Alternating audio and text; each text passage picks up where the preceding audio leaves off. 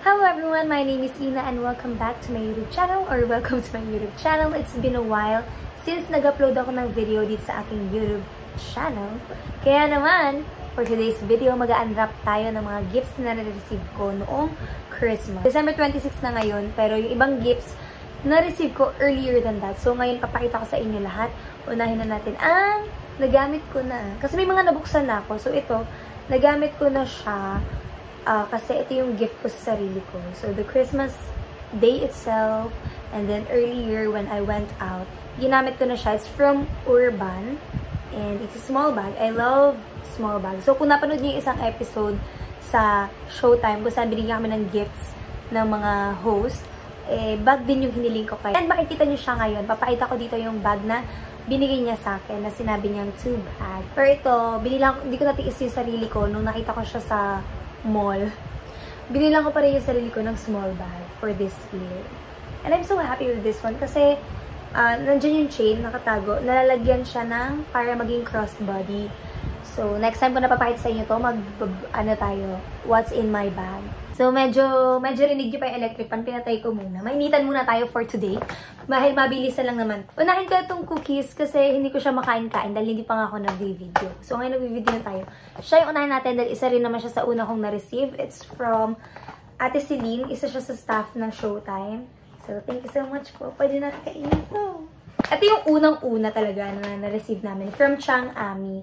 Socks siya. Ayan. Nagamit ko na yung isa kasi nung umuwi ako ng Las Piñas, wala pala akong dalang socks. Then, dala ko siya. So, thank you so much. Galing siya sa bench. Salamat po ng marami dahil kailangan po namin yan, yung mga medyas. And sa aming Papa Doll, nakikita niyo yan sa aking TikTok account. Ang gift niya sa amin ay clip and of course, highlighter. Ayan po. Cute clips. Kasi mahilig kami sa clips. Makikita niyo naman yan sa mga performance namin, sa mga outfit namin na we do wear clips, yung mga baby dolls. Ayan, meron tayong mga ampaw na receive namin nung sa, anong tawag dito? Christmas party.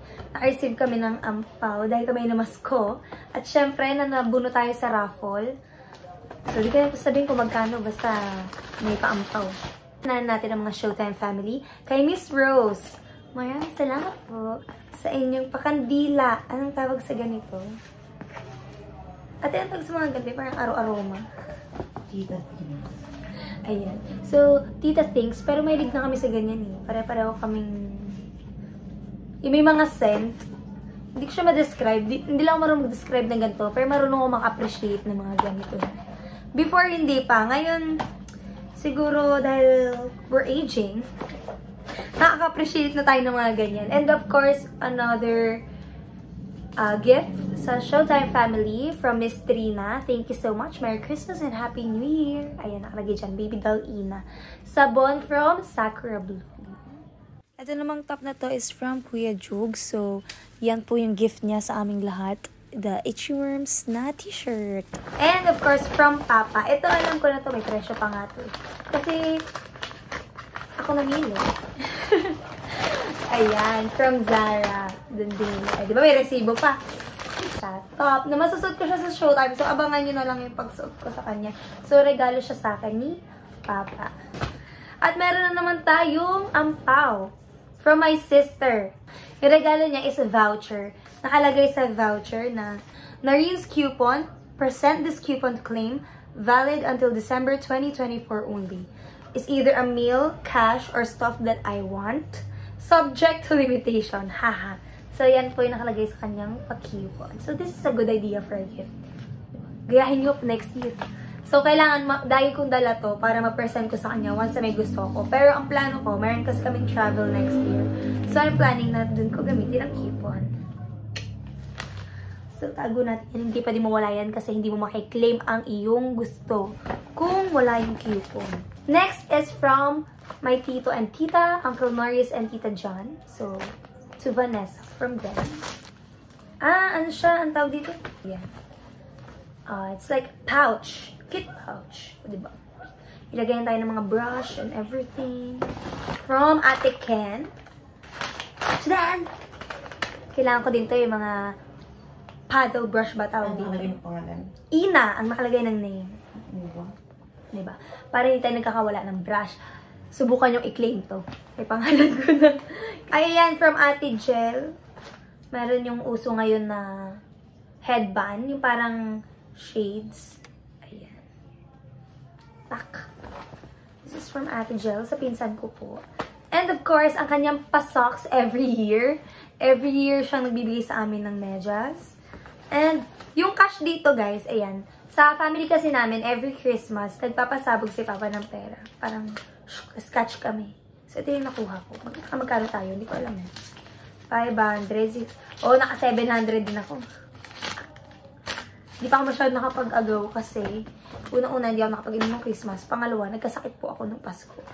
Doon, huli natin ito yung kay Ate Kim. From Ate Noreen. To Tsunami. Merry Christmas. From Ate Noreen. Yung Tsunami kasi, nung bata ako, grabe ako umiyak. As in, parang tsunami. Talagang kaya tawag nila sa akin, Tsunami. Si ate naman, Ingay. Kasi maingay. So, yan. Tinanong niya ako kung gusto ko. Kaya alam ko na rin. Most of my gifts, actually, alam ko na. Pero, yan, mga nasilip ko na rin sila nung Christmas kasi nagbukasan sila ng gifts nung 12 AM ng 25. Pero, wala. Gusto ko lang ipakita sa inyo talaga. I-share. This is a Christmas gift haul. So, set siya, pang travel. Meron din tong parang bag, pouch. Tapos doon mo ilalagay. Hindi ko muna siya bubuksan. Ganyan na lang muna. It's cute. Pang bag lang. So, ito na. Ito na. Wait lang. Medyas. Sobra to sa mga pinamigay kong regalo. Eto na.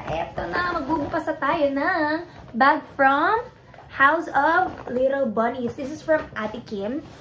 House of Little Bunny. And medyo nasira na lang yung paper bag kasi galing pa siya Manila din. Umuwi ako ng Chao. So medyo naransak na siyang ganyan. Ayan. Thank you so much Ate Kim for your gift.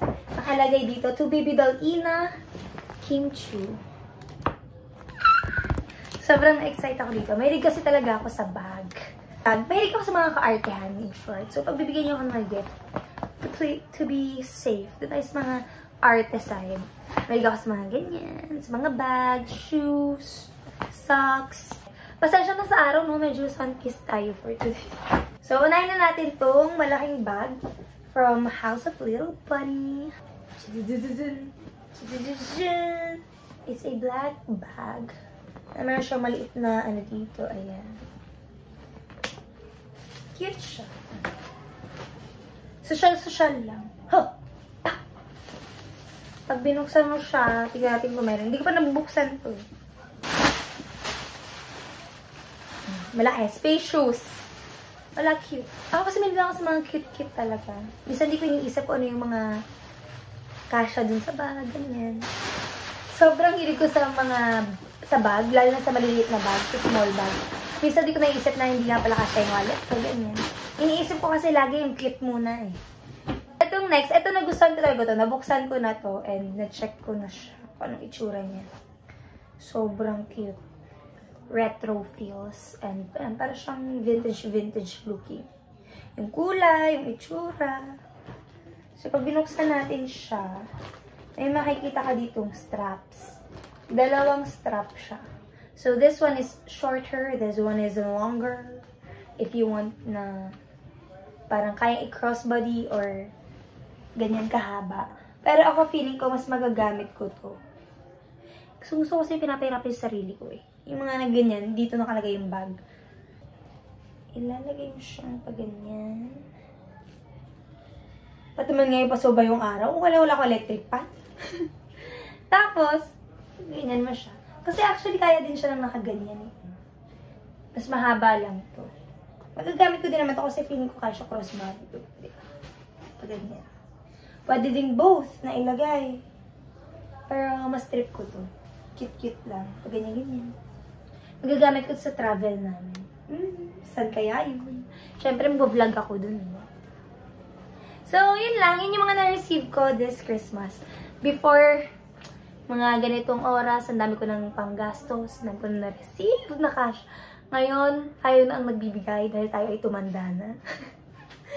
Sino ang nakaka-feel ng ganyan ngayon? Yung parang pagdating ng mga 12 noon, 3 PM, di ba parang yaman mo na, nakakamagkano ka na, nakaka-1,000 ka na, nakaka-500 ka na, sa pangangaraling and all.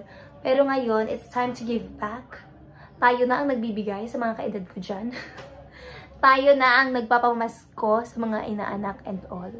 So guys, ayan, nakailang days na nung film ko yan at na-receive ko yung mga gifts. Nagamit ko na actually yung mga nandyan. Pero still super thankful ako sa mga nag-receive ko regalo. Merong ilan dyan na parang hindi ko nasama. But thank you so much sa inyong lahat. And yeah, those are the gifts that I received nung Christmas. And yeah, nakalimutan ko mag-outro kaya hindi ko siya ma-post. So ngayon lang yung outro. Mag-share, like, comment na kayo dyan. Request ko ano man gusto yung content. Bye!